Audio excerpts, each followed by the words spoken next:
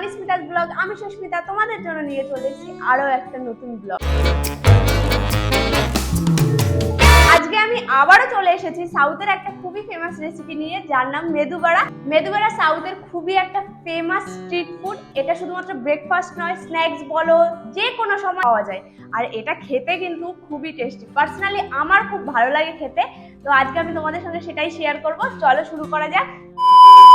মেদু বড়া বানানোর জন্য প্রথমেই আমার এখানে লাগছে উড়দ ডাল, যাকে আমরা বিউলির ডাল বলে চিনি। আর এটাকে 7 থেকে 8 ঘন্টা জলে ভিজিয়ে রাখতে হয়। ওভারনাইট রাখলে এটাকে ভালো হয়। আমি অলরেডি গতকাল রাতে ডালটা ভিজিয়ে রেখেছিলাম। এবার এটাকে আমি জল ঝরাতে দেব। যতক্ষণ জল ঝরছে ততক্ষণ আমি মেদু বড়ার জন্য চাটনি বানিয়ে নেব। আজকে আমি দুই ধরনের চাটনি বানাবো, কোকোনাট চাটনি আর রেড চাটনি। প্রথমেই কোকোনাট চাটনি বানানোর জন্য কড়াইতে তেল দিয়ে দিলাম। তেলটা একটু গরম হয়ে গেলে তেলের মধ্যে দিয়ে দেব বাদাম। বাদামটাকে এবার ভালো করে ভেজে নেব।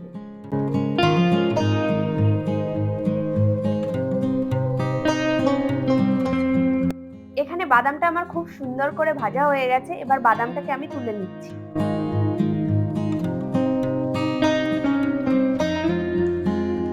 বাদামটা একটু ঠান্ডা হয়ে গেলে বাদামটার গা থেকে খোসাগুলোকে ছাড়িয়ে নেব। এবার অন্য একটা পাত্রে নিয়ে নিচ্ছি। এবার ওই একই বাদামের মধ্যে দিয়ে দেব নারকেল কুচি, কয়েকটা রসুন কোয়া, দুটো কাঁচা লঙ্কা আর পরিমাণ মতো লবণ। এবার এই সবকিছুর একটা স্মুথ পেস্ট বানিয়ে নেব। একই সাথে আমি অপর সাইডে রেড চাটনিটা বানিয়ে নেব। রেড চাটনি বানানোর জন্য প্রথমে কড়াইতে আমি তেল দিয়ে দিয়েছি। তেলটা একটু গরম হয়ে গেলে ওর মধ্যে দিয়ে দেব সর্ষে, ছোলার ডাল আর বিউলির ডাল ফোড়ন। ফোড়নটা একটু ভাজা ভাজা হয়ে গেলে এর মধ্যে আমি দিয়ে দেব পেঁয়াজ কুচি। পেঁয়াজটা দিয়ে একটু সময় নিয়ে খুব ভালো করে ভেজে নিতে হবে।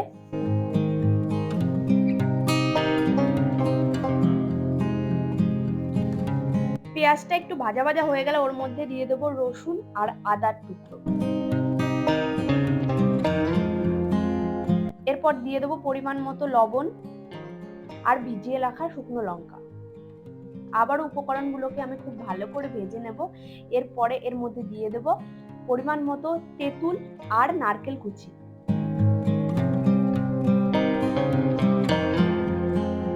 সমস্ত উপকরণগুলো খুব সুন্দর করে ভাজা হয়ে গেছে। এবার এটাকে আমি তুলে নেব এবং কিছুক্ষণ ঠান্ডা করে তারপরে একটা স্মুথ পেস্ট বানিয়ে নেব।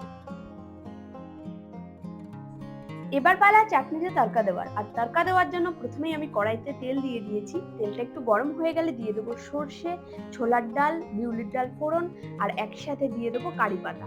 এবার এই গরম তেলটাকে নিয়ে চাটনির উপরে দিলেই কিন্তু চাটনি একদম রেডি।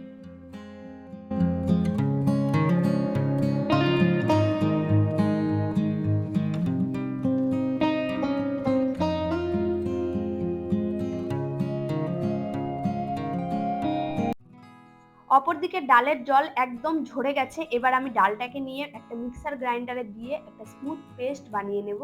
মনে রাখতে হবে এই সময় কিন্তু কোনো রকম জল ব্যবহার করা যাবে না, তাহলে বড়ার স্ট্রাকচারটা ভালো হবে না।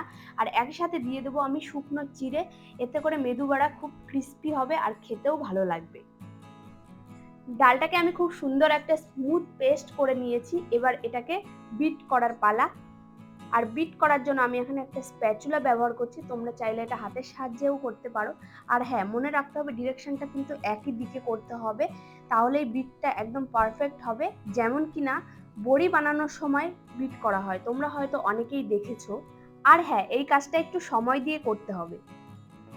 এটা অলমোস্ট বিট করা হয়ে গেছে আর কোয়ান্টিটিতেও অনেকটা বেড়ে গেছে। এবার আমি এটাকে চেক করে নেব। তার জন্য একটুখানি ব্যাটার নিয়ে জলের মধ্যে দিয়ে দেব। ওয়াও, এখানে ব্যাটারটা ভাসছে, তার মানে এই ব্যাটারটা একদম পারফেক্ট তৈরি হয়েছে। এবার আমি সেম ব্যাটারের মধ্যে দিয়ে দেব সামান্য পরিমাণ পেঁয়াজ কুচি। আর পেঁয়াজটা এখানে আমি খুবই ছোট ছোট করে কেটে নিয়েছি।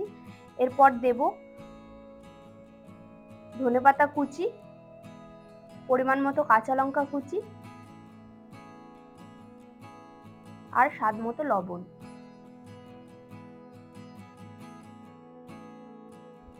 এবার এই পুরো মিশ্রণটাকে আমি হালকা হাতে মেখে 5 মিনিটের জন্য রেস্টে রাখবো।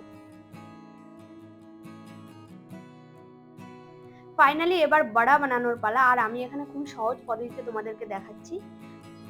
বড়া বানানোর আগে হাতটাকে একটু ভালো করে জলে ভিজিয়ে নেব, তারপর একটুখানি ব্যাটার নিয়ে নেব, ব্যাটারটাকে হাত দিয়ে আলতো করে গোল করে নেব, তারপরে মাঝখান থেকে বুড়ো আঙুল দিয়ে একটুখানি ফুটো করে নেব। এবার গরম তেলে ছেড়ে দেব। এইভাবেই আমি একে একে সমস্ত মেদু বড়াগুলো তৈরি করে নেব।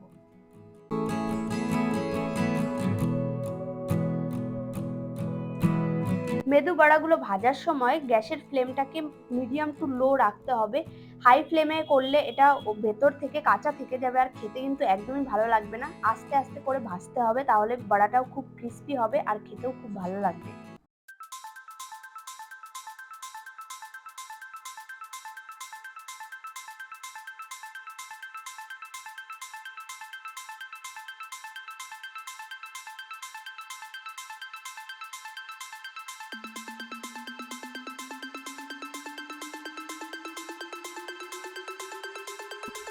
এখানে আমার মেদু বড়া একদম রেডি অ্যান্ড সার্ভ। আর মেদু বড়াগুলো খুব ক্রিস্পি হয়েছে আর খেতেও খুব টেস্টি হয়েছে।